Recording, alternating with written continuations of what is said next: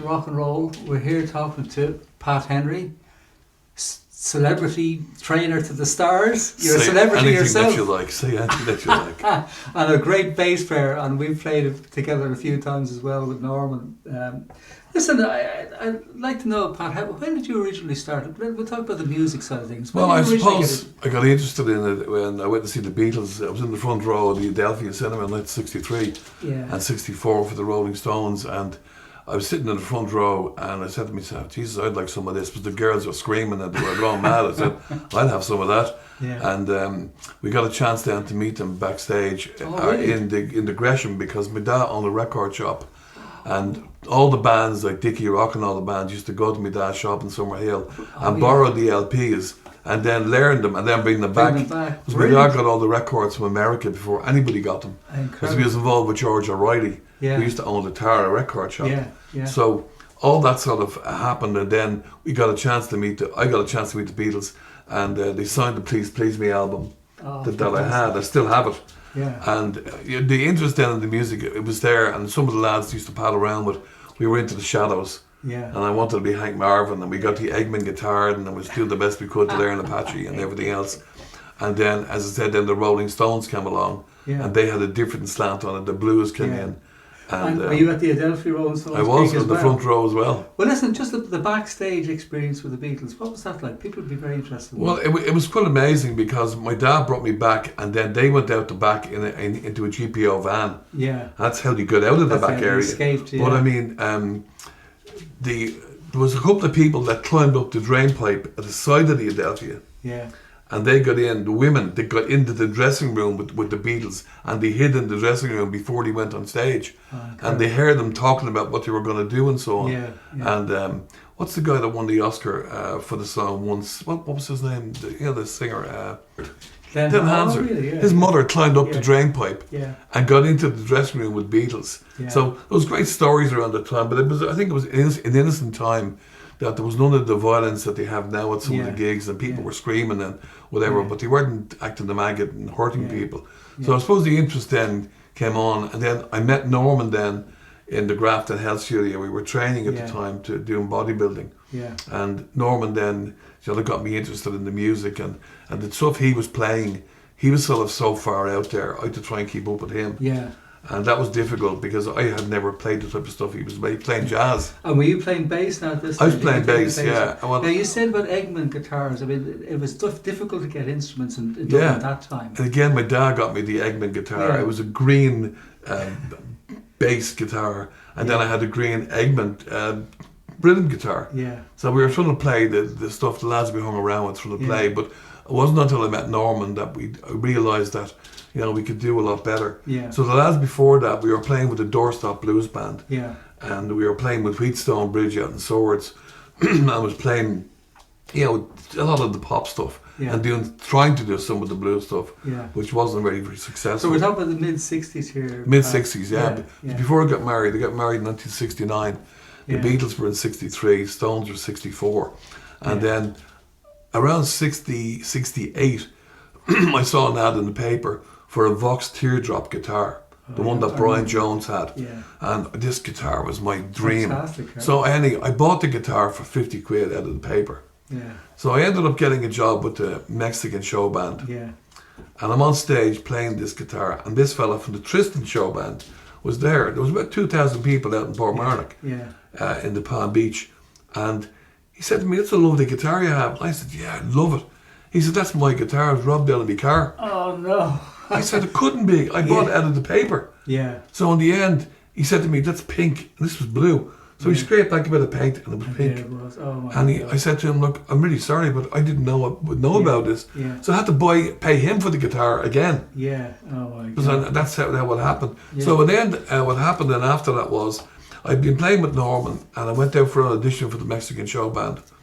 And the lad said to me, "Will you play a few numbers?" I said, "Okay." So I played, and I made a total balls of it. And he said to me, "Can you not do this Michael Jackson number?" And I'd been playing jazz with Norman, and the types of stuff I was playing with him, I couldn't get my head around the waltz timing that they wanted. I made the balls of it. So I went down to they were playing in the Marquee down in Belfast, and I went down, I was on stage, and we were playing waltzes, and the place was packed, and I really made the dog's uncle of it. And I realised then this wasn't for me. Yeah. So I came out of that then and went back playing with Norman, and then an audition came up for Joe Dolan's band, the Drifters. Yeah. So I went down with about 100 other bass players to the Iron Ballroom in the pouring rain. So we queued up outside in the rain, got in there, and I'm with Joe Dolan, and he says, "Okay, what do you want to play?" I said, "Play whatever you want." So I played "Keep on Running" by Spencer Davis, and I played Edelweiss, and he sang them. Yeah. So he said, "We'll let you know." So I had a shiny suit on, I looked okay. Looked the part, So I ended up going away that night with my wife to Liverpool. And when we got to Liverpool then, I got a call on my aunt's house, so I'd given them the number. Yeah. And your man Casey said to me, "You've got a chance of being in the band." He says, "Between you and another fella from Mullingar." Yeah. And I said to him, "Well, I'm getting married, so Mullingar's a bit far out." Yeah. And he said, "Well, that's really the answer." He says, "You're better off staying there, and we'll use the other guy." He said, "But the gig is there if you want it." Yeah. So I didn't take it. So I got married. A lost career there. Well, I got married instead. With the great Joe show. But just going back to your collaboration with Norman, was it one band or a different band, or did that band work, or you played the beat club scene at the time? We played. We had been playing in different clubs with different members of the band, and I was with a band before Norman, and we were support to Skid Row in the Five Club. Yeah. When Philip Lynn they broke up sort of that night, we were playing before them, and we met Phil Lynn after that. And really, it was then after that I started playing with Norman. Yeah. And we ended up playing with Peter down and Norman in Kelly's in the Quay. Yeah. And then we did some stuff at the Red Hackle. Yeah. In Parliament Street.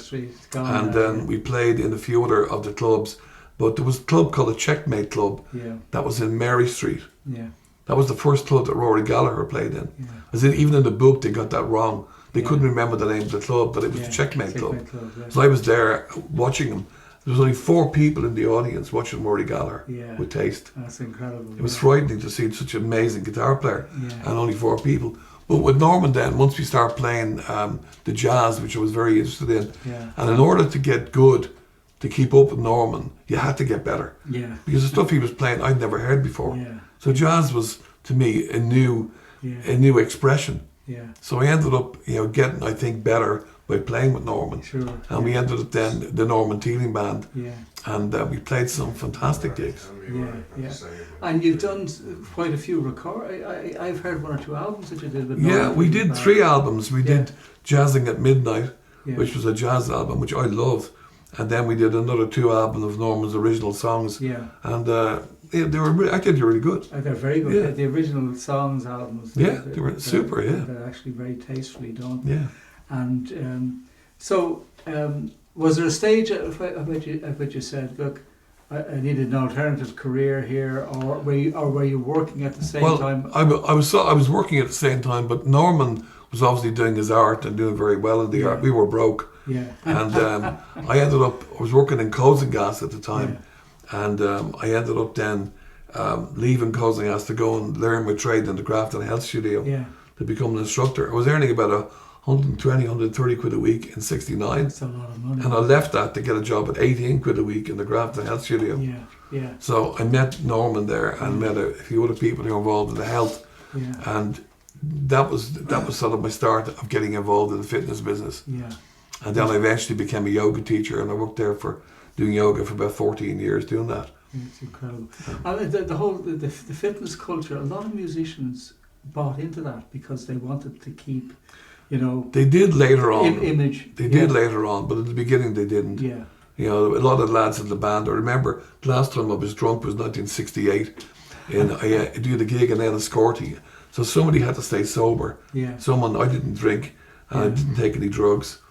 But some of the lads, most of the lads in the band, not Norman, they were taking everything. Yeah. And some of them still haven't landed. Yeah, so I ended up taking the bottle of cider, and I woke up on the boot of the car with the building rain coming down. Yeah. But someone had to get paid, someone had to drive. That was me. Yeah. So later on the culture became that people wanted to stay in shape. Yes. Because you saw the American bands coming in, and a lot of them were in really good shape. Yeah. But the physical sort of culture movement at that time in the 60s, 70s, it was very strong in Ireland, and there was a lot of competition. There was a lot of competition. There was. Running hotels.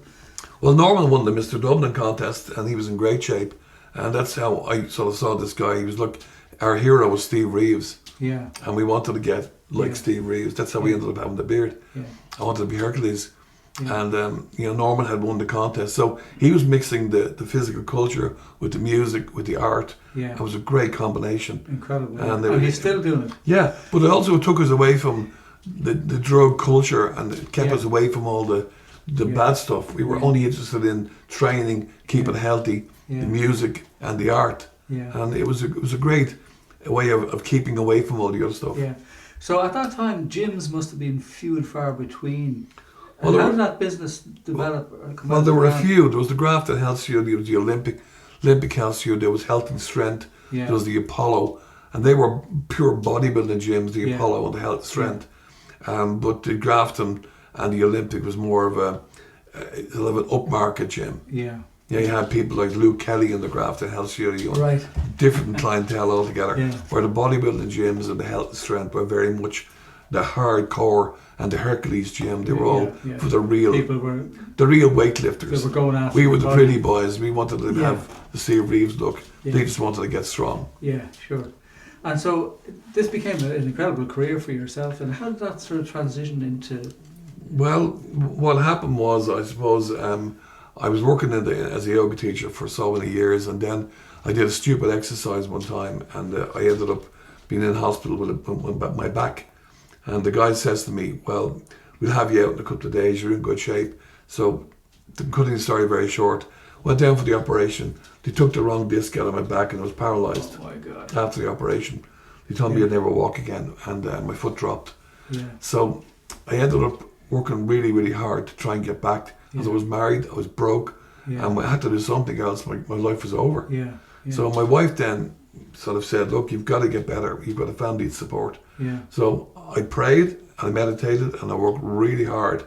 Yeah. And I walked into your man's office after 3 months out of hospital, and he said, like, whatever you've done is a miracle. And he says, your bill is $7,500, let's call it quits. My God, that's incredible. So I didn't sue him. So I just wanted to get better. In terms of the physicality of that, how did you regrow? They removed the disc. They took the wrong disc out. Compensate? They took L4 out instead of L5. Yeah. And then they eventually went in and took L5 out. Yeah. And so minus 2 discs. Yeah. And but I believe, as I've said to Norman, that it happened for a reason. Because I was in a job I didn't like, and I was very depressed, and I had no confidence. Yeah. And because of that, then this was a kick in the teeth that I needed. Yeah. To wake me up and say, you've been teaching this for 14 years. Yeah. It's time to now put your money where your mouth is. Yeah.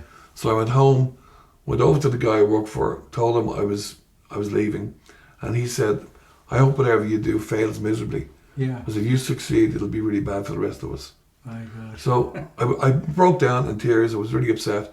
Went home. My wife said, okay, well, sell everything, move back in with your mother into one room in town, and get out of town and don't come back until you find yourself. Yeah. So I went to California, and I got a job as the manager of Vince Caron's gym in Hollywood, training all the movie stars. So my first client was Helen Mirren. Helen Mirren? Yeah, and then Brad Davis from Midnight Express. Yeah. So I stayed with Vince, did really well, then came back and opened up my own gym, and then since we opened the gym, we attracted people like Bruce Springsteen and David Bowie and all the great stars. Yeah. And it was great for me to meet them, because I was They were my heroes, so it was great meeting them. So our business developed because of the market I aimed for was looking after all of Aiken Promotions bands that came in. Yeah. Any celebs that he coming in, we looked after them. Any films that came in, we looked after them. Yeah. And we looked after, Mel Gibson when he was doing Braveheart. Yeah. And got a chance of getting a job as the executioner in Braveheart. Yeah. And he brought us over to the Oscars in Hollywood. So it was a great meeting people that you admire. Yeah. And then in the meantime, we were still playing with Norman. Yeah. And we had some fantastic gigs. Yeah. We did Electric Picnic for about 3 years, and we did a Salty Dog stage, and that was real rock and roll. I mean, we were all codgers at this stage. Just talking about your experience in California. Yeah. Did that happen by accident, or how did you actually get into a situation where you were able to get a career there? Well, I had trained with Norman and Tony Quinn in California in '73. As I read all these books about the famous Vince Gironda, and all we wanted to do was train with Vince Gironda. So we went over there. I went over there, and for some reason we clicked. He liked me, and we got on really well. And we trained really hard. Came back, and we done well in the contests. And then when this happened to me in 1985, I called into him to say hello. And he says, well, what are you doing? I said, I'm looking for work. And he says, start in the morning. Wow, fantastic. You're a manager. And he says, will you take the job? And I said, yeah. So we had people like Clint Eastwood in there, and, Eric Estrada, and Brian Dennehy, and Brian Keats, and all the great stars. So people would be interested, Pat, in an insight into how these actually Hollywood stars train. Do they take it very serious? Do they go into an intense, let's say, 6 months period, or they come along for a particular project and say, I'll target certain parts? Vince was famous for getting people into shape in 6 weeks. Wow. Because they'd be coming into a movie and they'd want to get into shape. And I learned an awful lot from him. Plus I learned a lot from Norman, because Norman was in great shape, and he was able to have a similar to physique as Steve Reeves, small waist, good shoulders, good chest. So the Vince Gironda's shape was the shape we were after. And these people that come into the bands that come in now, like Bruce Springsteen in the gym, he had a guy there making his food when he was training. He trained very, very heavy, and he trains every single day. Really? So all these people that are coming in now, the days of having the drugs and all that, that's gone. And I've seen that with Paul Rogers as well. I mean, these people don't even drink now. No, they're really, really strict. So I looked after Def Leppard. They were getting ready for the world tour a couple of years ago. And the 5 members of the band, we were looking after them. All the lads who trained really, really hard, got ready. Because it's a big tour. So the days of rock and roll and getting drunk and breaking the place up, that doesn't happen anymore. Like we looked after David Bowie. And I couldn't believe David Bowie came in. And they came into the gym. I'll tell you a quick story. He came into the gym and he was super nice to everybody. But every day he came in, there was this kid standing outside in the pouring rain with a sort of a Mac on him. And he had these albums covered up with plastic. Anyway, so David Bowie came in, and I said to the young fella, what are you doing? He says, my hero is David Bowie. And in the end, I said to him, okay, come downstairs and sit down in the gym and don't open your mouth when he comes in. So David Bowie came down and he went in, did his training. I said to his bodyguard, like, is he in good form today? Would he mind if I asked him to say hello to the young fella? So the young fella was there, and I said, David, would you mind saying hello to this young lad? He's a big, big fan. And the poor kid couldn't open his mouth. And he went over to him, put his arm around it, and he signed all the albums. Oh, incredible. And I was on Marion Finucane show, Lord of Mercy, about a couple of years ago, and I was telling the story, and then the guy who was there, that young lad, rang in, and he said, that was me. Oh my God. And he said, that was the most amazing experience of my whole life, meeting David Bowie. And he says, only for me it wouldn't have happened, but it was such a nice thing that he did. So I find all the people that I'm dealing with, they're all nice people. We don't take anybody that's not nice. We got a call there to look after this major Academy Award winner, and we were told that she's coming into town, she wants to train with you, but you can't talk to her, you can't look at her, you can't touch her, and you can't make eye contact. I know with the her. syndrome, yes. So I said to them, get somebody else. I'm not into it, because the people we have are great. He wanted a bodybuilder or a bodyguard on the stairs someone in the gym, someone at the back. I said, look, that's nonsense. Totally nonsense. So, particularly when you think of the conflicts in Ireland and how safe things are. For Christ's sake, get somebody else. I said, I'm not into the grief. And as people can see, we're a nation of talkers and we have a great one here. Yeah. But listen, your gym then in Pembroke Street, tell us how that developed. Well, I opened in '86 and they all said that we wouldn't succeed because all the big places had everything that I didn't have. Yeah. But I believe, I know it sounds really corny, but I believe the man above got me the premises, got me the money, and got me the members. And they all said, we'll close you down, but it didn't actually happen. Yeah. We're 36 years open this year. Yeah. And, it's still going strong. And I work from 5:30 in the morning until normally 6 o'clock in the evening. Yeah. And then I have some clients online as well. Yeah. We're training some clients during the lockdown. I'm looking after all the new Valhalla people who are making the Vikings film at the moment. Yeah. So I've been training them in Australia and in New Zealand and Norway and London and so on. So they're in Dublin now, so we get to meet them now. Yeah. But the request you get now is from the directors, they have to be in shape, the men in particular. Yeah. Men are the sex symbols now, not the women. Yeah. Because they all want six packs, they all want good chests. Yeah. They have to have good arms. Yeah. They don't want skinny little wimps anymore. Yeah. So when you're on screen, these guys have to look really good, and they do. They look amazing. Yeah. That's the request that we get. Yeah. And then when the bands are coming in, we're told that they have to, they want to train a certain way. And what amazes me is they often have a request. They're coming in. We had Julie Ormond, for example, coming in, and when she came in, she had a request from her trainer, and I said to the girl, to be honest with you, that training is just nonsense. It's just foolish. Yeah. So I said, I'm not doing that. Let me do my end of it. Yeah. And she couldn't believe the difference. So Irish people are as good as anybody in the world. We don't need these Americans to tell us we're better. They're not. Yeah. I mean, when I was in Vince's gym, there was one guy there training Doug McClure, Trampus from the Virginian. Yeah. Well, I became his training partner. And when he came into the gym one day, and this trainer was with him, and he says, God, you're looking great. You're in great shape. So I'm looking at him, and he says to me, hello, and I said, yeah. I said, do you mind me saying something to you? I said, I think you're fat. Yeah. He said, what? You were honest with him. I said to him, yeah, you're very fat looking. I said, you're my hero. You're a Trampus from the Virginian. Yeah. He said, but your man told me I said, well, I'm telling you. I saw what your man did. He went into the bathroom, he heated the tape up, expanded the tape, and put it around his waist. So I said to him, why don't we train properly? Yeah. And he was training in Vince's gym, so we ended up becoming training partners. Yeah. Because your man was telling him lies. And in America, that's what happens an awful lot. Yeah. They're not able to speak to the stars because they're afraid they're going to lose credibility or whatever. And they give them all this nonsense. They're being critical to them. But they give them this nonsense about, you've got to do this, and most of them are telling lies. Yeah. So when they come over to me, I have nothing to lose. I said, this is the way it is. Yeah. If you want to train properly, the way Vince Garanda would train, this is what you do. And they can't believe that a Paddy would know all this. Yeah. Because they don't think the Irish people probably are good at training.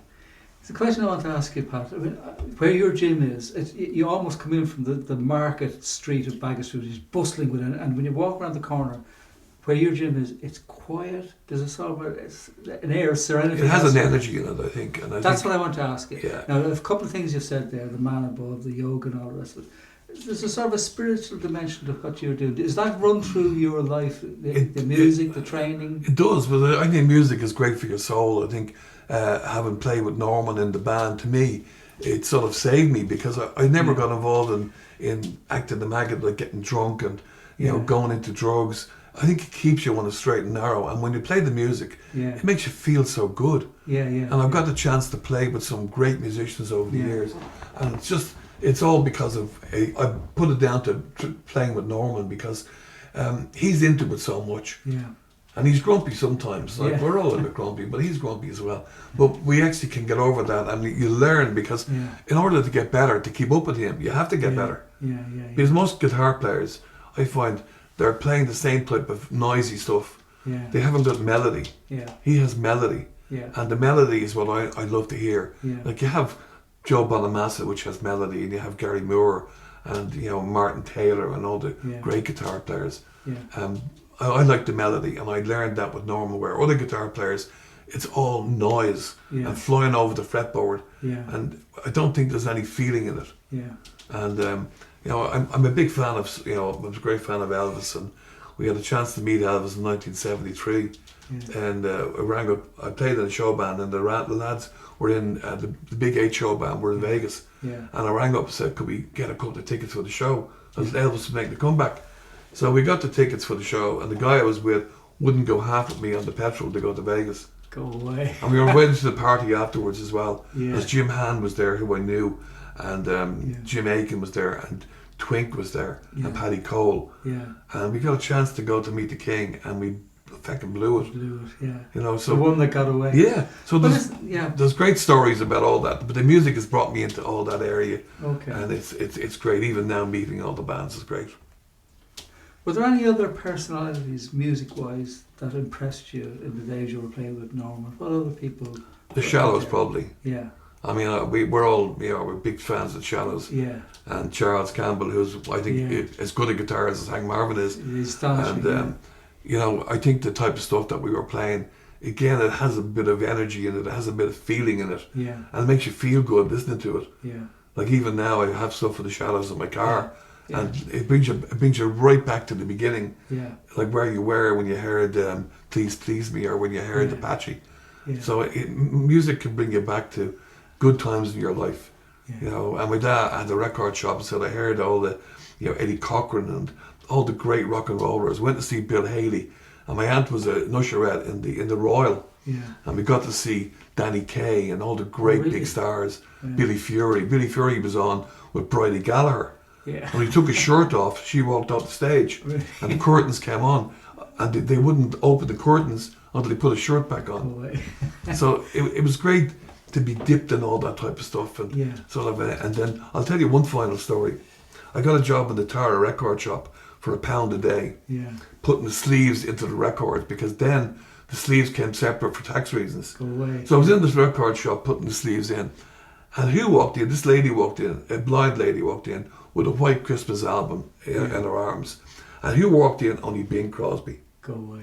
So Bing Crosby came in, and I'm looking at him, and this girl is there beside me, and I had her by my side, and the press came in to do an interview with your man, and the press pushed her out of the way.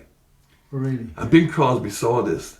So we came down, he got me by the hand, got her by the hand, and brought us up to the office where the interview was.